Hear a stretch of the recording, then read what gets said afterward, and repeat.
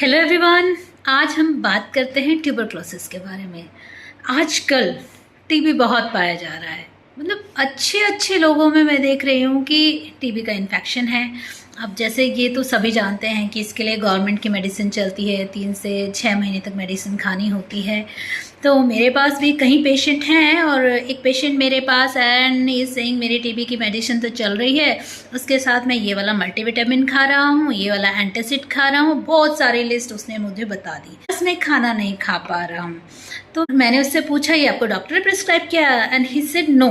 मेरे फ्रेंड्स कोई मिलने आया था, उन्होंने बोल दिया उनका मेडिकल स्टोर है, ये वाला एंटासिड खा लीजिए, ये वाला मल्टीविटामिन खा लीजिए। तो बिना डॉक्टर के प्रिस्क्रिप्शन के किसी भी कहने से अगर आप कोई एंटासिड ले रहे हैं, कोई मल्टीविटामिन ले रहे हैं, तो वो आपकी जो टीबी की मेडिसिन है उनसे इंटरेक्ट करके उनका एब्जॉर्प्शन कम कर सकते, आपके लिए सही नहीं है। जो मेडिसिन आपकी 3 महीने चलनी है या 6 महीने चलनी है, फिर वो 8 महीने चलेगी ड्यू टू लो एब्जॉर्प्शन। ये आप अपने लिए गलत कर रहे हैं। तो बिना डॉक्टर से पूछे कोई एडवाइस नहीं।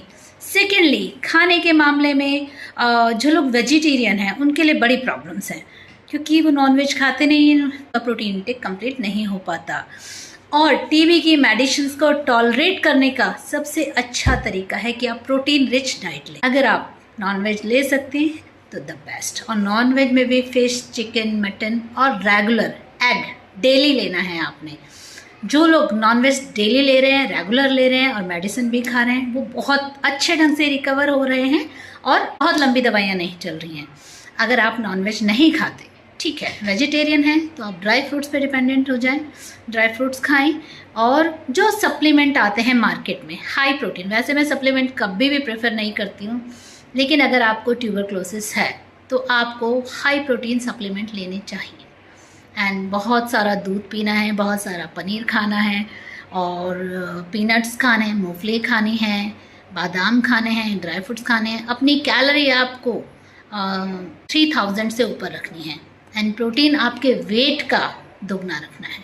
अगर आप 60 kg के हैं तो 120 ग्राम प्रोटीन आपको चाहिए। अगर आप नॉन वेजिटेरियन हैं तो आपके पास बहुत सारे ऑप्शंस हैं खाने के लिए, और ये बहुत क्लियर है। अगर आप चाहते हैं कि आपका टीबी जल्दी ठीक हो और आप दवाइयों को टॉलरेट कर पाएँ, तो खाना मैंडेटरी है। मेरे साथ प्रॉब्लम यही आती है। मेरे टीबी के पेशेंट जो आते हैं, उनके साथ जो आते हैं, वो लोग सिर्फ उनको खिचड़ी, दलिया और या फ्रूट्स पे रखना चाहते हैं और वो सिर्फ एक ही बात पूछते हैं, मैम फ्रूट बता दो कौन सा देना है। तो मैं क्लियर करना चाहूँगी, फ्रूट से कुछ नहीं होगा, खाने से होगा। Protein diet, high protein diet चाहिए, प्रोटीन रिच डाइट चाहिए। जितना आप प्रोटीन देंगे उतना आपका पेशेंट ठीक होगा। सेकेंड प्रॉब्लम क्या आती है, अब पेशेंट की टीबी की 6 मंथ की मेडिसिन चली है, पेशेंट इज ओके नाउ, अब वो खाना खाना छोड़ देता है। अब वो किसी बैलेंस डाइट के चक्कर में नहीं रहता। तो अगर आपको एक बार टीबी हो गया है और आप चाहते हो दोबारा से कभी ये इश्यूज ना आए, आपका हमेशा अपना प्रोटीन इंटेक हाई ही रखना है, कम से कम पर केजी 1.5 ग्राम। ये आपका कैलकुलेशन होता है।